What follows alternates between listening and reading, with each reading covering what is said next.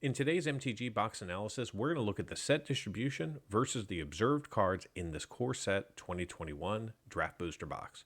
We'll also take a look at set coverage, coverage by rarity, duplication, the set value, and then the observed value for non-foil, foil, as well as by rarity. Then we'll close it out with a summary. If you want to go deeper into the analysis and see all of the metrics for this box plus at least 80 others, simply join the channel at the Give Me the Data level. Let's start things off with a look at how this box was distributed across the cards we were eligible to see. This chart shows all the cards that we saw during the opening. The foils are in orange, the non-foils are in green, and the set is in gray as the baseline. In the non-foil space, we saw a variance of 5 cards between the primary colors of Magic, with red having 83 and black having 88. In this box, we saw 12 foils, which is 1 in every 3 packs. In this booster box, we saw 249 unique non-foil cards, which accounts for about 80% of the 312 cards we were eligible to see. Our highest coverage among the primary colors of Magic was in white, with 88% of the cards making an appearance in this box.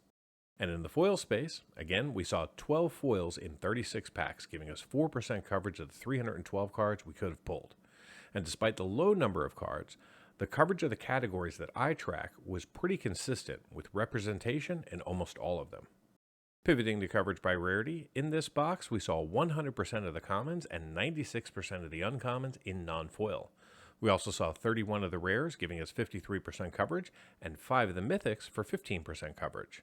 In the foil space, we saw 6 common, 2 uncommon, 1 rare, and 1 mythic. Taking a look at duplication, this box contained 138 cards that were duplicated 279 times, giving us a duplication percentage rate of 52. Before we get into the value of this box, let's baseline with a look at the set value. This chart shows all the cards that were eligible to be pulled out of a draft booster box of Core Set 2021. Currently, there are 11 cards valued over $10, 12 cards valued between $5 and $10, 23 cards valued between $1 and $5, and the remaining 266 cards are valued less than $1. If you were to add up the value of all 312 cards that we could pull out of a draft booster box, you'd have a total value of $388.47.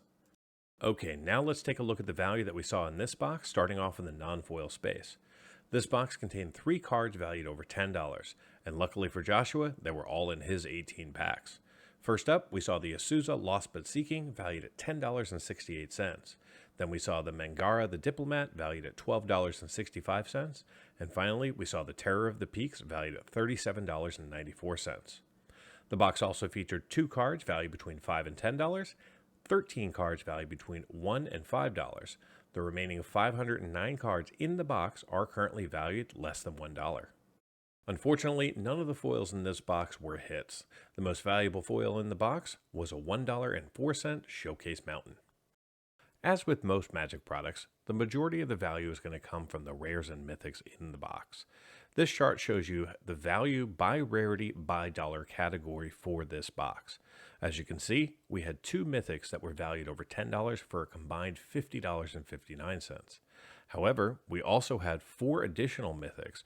One of them was in the $5 to $10 range, valued at $6.29.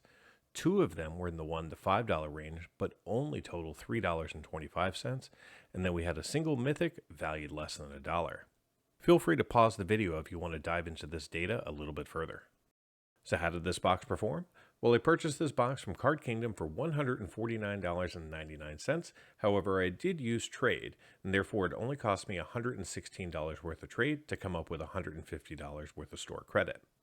Now, this draft booster box contained 36 packs with 15 cards each for a total of 540 cards.